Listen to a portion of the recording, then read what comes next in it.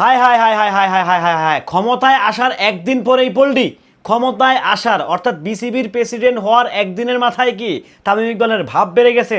তামিম ইকবাল রীতিমতো অন্য ভাবসাব নিয়ে কথা বলতেছে, এই গায়ে হাত দিবেন না, গায়ে হাত দিবেন, মানে একটা বস তো বসই, বসের ফর্মুলা মেনটেন করে হাঁটা শুরু করেছে। রীতিমতো একটি ভিডিও সোশ্যাল মিডিয়ায় ছয়লাভ, অনেকেরই চুলকানি, অনেকেরই খাউজানি। তামিম ইকবাল কি তবে বস হওয়ার পরে কিংবা বিসিবির প্রেসিডেন্ট হওয়ার পরেই তার আসল চেহারা দেখাতে শুরু করেছে? কি মনে হচ্ছে আপনাদের তা জানাবো এই ভিডিওতে। হ্যালো এভরিওয়ান, আসসালামু আলাইকুম, শিমুল আছি আপনাদের সঙ্গে। সোশ্যাল মিডিয়াতে একটি ভিডিও ঘুরে বেড়াচ্ছে তামিম ইকবাল খানের, যিনি হচ্ছে আমাদের বিসিবির রাইট নাও প্রেসিডেন্ট। কালকে উনি নির্বাচিত হয়েছে 74 ভোটের মধ্যে 73টা ভোটই উনি নিজে পেয়েছে। সো সব কিছু মিলিয়ে ভোট যেভাবেই হোক সে পেয়েছে।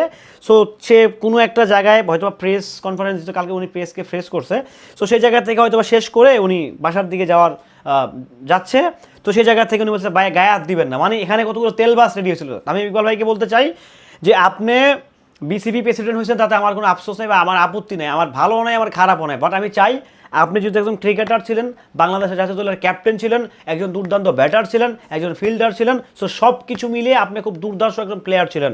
সো আপনি বোঝেন ক্রিকেটটা কীভাবে উন্নয়ন করতে হবে, ক্রিকেটটা কীভাবে ডেভেলপ করতে হবে। যেহেতু আপনার পাশে, আপনার আশেপাশে ডাইনে বামে অনেক তেলবাজ, অনেক চাটুকার কিন্তু বসে আছে, যেগুলোকে আপনি বহুত আগেই অ্যাক্সেস দিয়েছিলেন।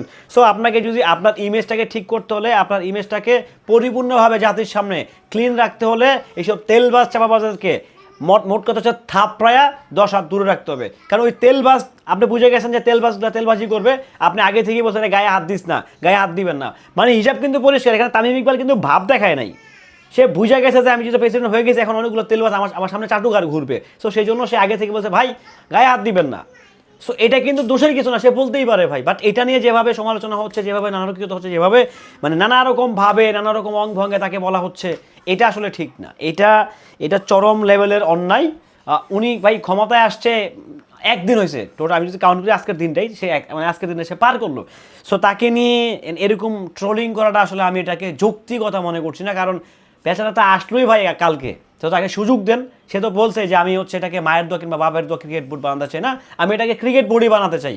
সো দেখা যাক আসলে তামিম ইকবাল ভাই যে ওই যে ওনার যে অ্যাক্টিভিটিস ছিল গায়ে হাত দিবেন, এটা আসলে ওনার ভাব না। উনি বুঝে গেছে যে আমার আশেপাশে অনেকগুলো তেলবাজ, অনেকগুলো চাটুকার ঘুরতেছে, এখন বস একটা ছবি তুলি, বস এটা করি। কারণ বিসিবির প্রেসিডেন্ট বলতে কথা ভাই, বাংলাদেশ ক্রিকেট বোর্ডের সর্বোচ্চ নীতি নির্ধারক উনি। সো একটা ছবি তুলে যদি আমি কিন্তু তামিম ইকবালের লোক, আমি কিন্তু তামিম বসের লোক, বুঝলেন তো? বাংলাদেশে কিন্তু চাটুকার আর তেলবাজের অভাব নাই ভাই। তামিম ইকবালের পাশেই অনেক তেলবাজ ঘুরতেছে। তামিম ইকবালকে অনেকেই তেলায়, অনেক কন্টেন্ট ক্রিয়েটার আছে তারা তেলায় কারা আমি নাম বলতে চাই না, নাম বললে আবার তাদের ফ্যান ক্লাব আবার উত্তেজিত, খুব মারাত্মক উত্তেজিত ফ্যান ক্লাব।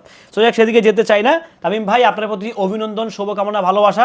যেহেতু আপনি বিসিবির নতুন দায়িত্বে আসছেন, বিসিবির সর্বোচ্চ নীতি নির্ধারক আপনি হয়েছেন।